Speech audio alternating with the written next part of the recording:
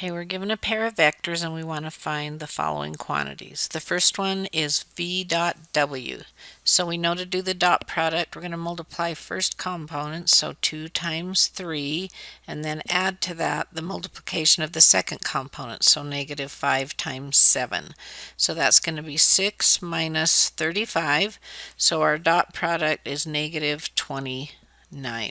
Now we want the projection of v onto w, and so the way we find that is we need the dot product v dot w. We need to divide that by the magnitude of w squared, and then we'll use that to scale the vector w. So we already have the dot product, that's negative 29. Let's find the magnitude of w. The magnitude of w is going to be the square root of each of the components squared added together, so 3 squared plus 7 squared underneath that square root sign, so that's going to be the square root of 9 plus 49, which is the square root of 58. Well, that's the magnitude, but we want the magnitude squared, so I can square that, which will get rid of the square root sign, multiplied by w, and that will reduce to negative 1/2 w. So that's going to be, if I look at w, 3 times negative 1/2 is negative 3/2 for the first component, and 7 times negative 1/2 is negative 7/2 for the second component. Okay, that goes right here for the projection of v onto w.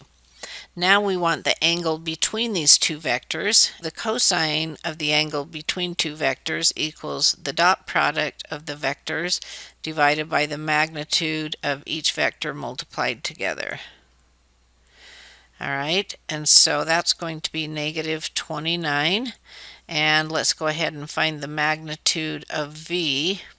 That's going to be the square root of 2 squared plus negative 5 squared. So that's going to be the square root of 29.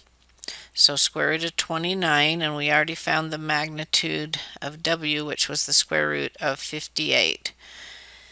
Now that's going to be negative 29 over the square root of 29 times 58, and we can put them underneath the square root sign, but 58 is 29 times 2. I'm going to write it like that because now we can simplify. We can square root the 29, comes out in front there, and the 2 still under, so we can cancel those 29s. So we now have the cosine of the angle between the two vectors equals negative 1 over square root 2. Well, I can recognize that because if I rationalize that, that's negative square root 2 over 2. So we need the angle between them is going to be the inverse cosine of negative square root 2 over 2. Well, we know the square root 2 over 2's are multiples of 45 degrees, and for inverse cosine the negative would be that angle that's a multiple of 45 that's in quadrant 2, so that would be 135 degrees. So that's our theta, the angle between the two vectors. Alright, now we're supposed to find q, which is the vector v minus the projection of v onto w. So let's look for, here was our projection of v onto w, and here was our vector v. So we're going to subtract component wise. So we have the first component of v is 2 minus the first component of our projection is negative 3/2. So 4/2 minus a minus 3/2, which makes that plus 3/2. So that's going to give us 7/2. And second component's negative 5 is negative 10/2 plus 7/2, which would give us negative 3/2. Okay, the last thing that we need to do then is we need to dot together this q we just found with w.